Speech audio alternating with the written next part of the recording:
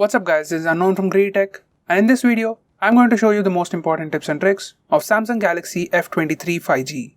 By the way, we'll also be making best features video where we'll cover all the features of this phone. Do check it out, link will be in the description. First we have full screen gestures. Once you enable this, you can swipe up to go home, swipe up and hold for recent apps, swipe from left or right to go back. You can swipe up diagonally from bottom left or right corner for Google Assistant. You can also swipe on the bottom to switch between apps.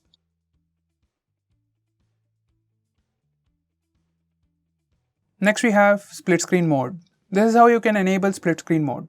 Go to recent apps page, tap on app icon and then select split screen. This will open the current app in split screen, and from the bottom you can select another app. Now this is how you can enable pop-up view. Go to recent apps page, tap on app icon and select pop-up view, and the app will open in small window. Now you can resize the app, select its transparency, minimize it to a bubble, maximize it, and you can also close it.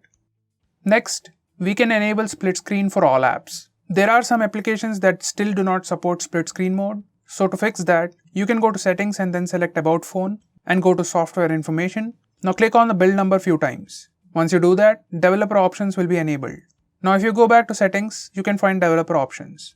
Select that and scroll all the way to the bottom and enable force activities to be resizable, and then restart your phone. Now you will be able to use all applications in split screen mode. Next we have camera gestures. Now we have few camera gestures, like you can swipe up the shutter button for a floating button. You can place it near your thumb for easy access. Swipe it back into the shutter button to remove it. You can swipe up and down on preview window to switch between front and rear cameras. You can also pinch to zoom in and out to switch between primary and wide angle cameras. Now in the front camera, you can show your palm to take a picture. Next we have Samsung Pay. Now this is a convenient way to pay for things without taking out your wallet or your card. Once you have configured your card into this, you can just swipe up from the home screen or just open the Samsung Pay app, enter your password or biometrics. Now you can simply touch the swiping machine with your phone to make the transaction. So that is Samsung Pay, and it is definitely one of the most coolest features on Samsung phones. Next we have live wallpapers. You can use a video as a live wallpaper. You can also record a video and set it as the lock screen wallpaper. Here's a quick preview.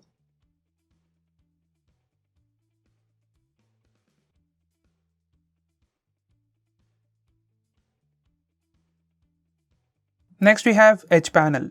If you go to settings, we have all these different kinds of edge panels. Now on any screen you can see a small bar on the edge, just swipe on it and here you can have access to all those panels. Quick apps, contacts, weather, etc. This is a premium feature and a pretty handy way to access things quickly. Next we have secure folder. From notification toggles, enable the secure folder, then you can see it in your app drawer. Once you open it, it will ask the password or pattern, use the phone's password or pattern, and here you can see few apps. Then you can select add apps and select the apps you want to add to secure folder. It also has option to add files. Here everything will be secured with a password, so anyone using your phone won't be able to access it.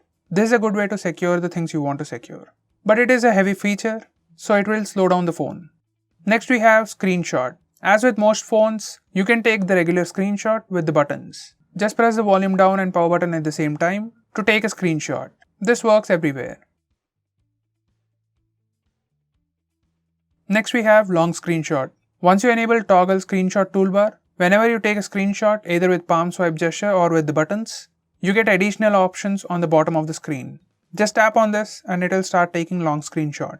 It will scroll once and pause, so you can tap again and again till you get the desired long screenshot. Next we have record screen. Once you enable screen recorder, then allow the permissions if it's the first time.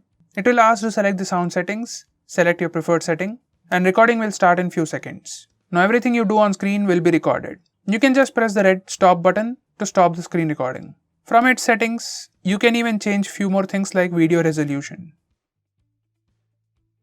Next we have maximum power saving mode. If you have critically low battery, you can turn this on and it limits the CPU usage, enables dark mode, and does everything to reduce battery consumption. Now you can use the phone for very long time. You can't do much in this mode, but you can add more apps here and you can also use internet.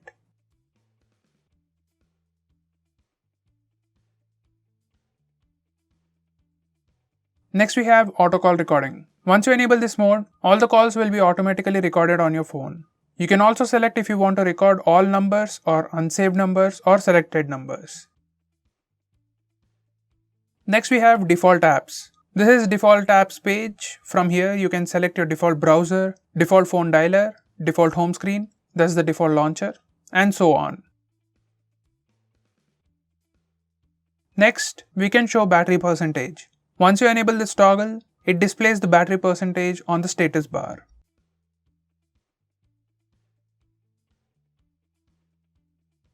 Next, we can disable fast charging. From battery settings, you can disable this toggle, fast charging.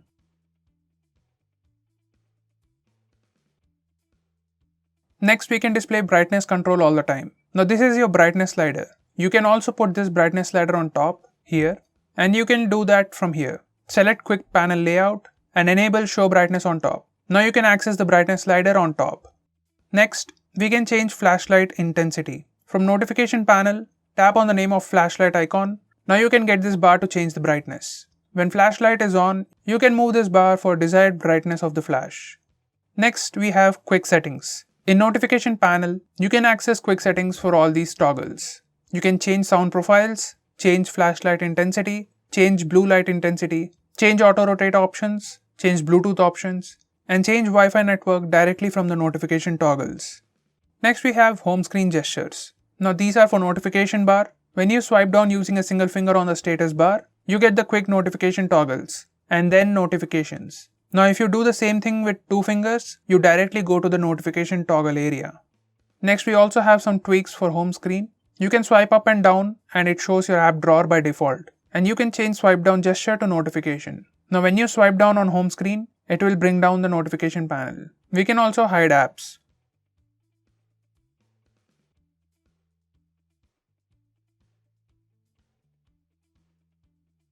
Next, we can disable wallpaper service. Once you disable this wallpaper service option, the lock screen wallpapers no longer change and a single wallpaper will be fixed.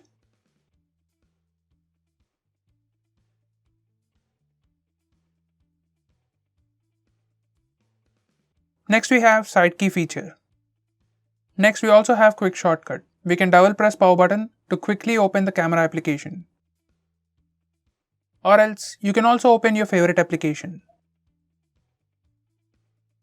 Next we have swipe to call or send message. Once you enable this, in your phone dialer or contacts, you can swipe right on the contact to call them or swipe left on the contact to message them. This is the quick and easy way to take those actions.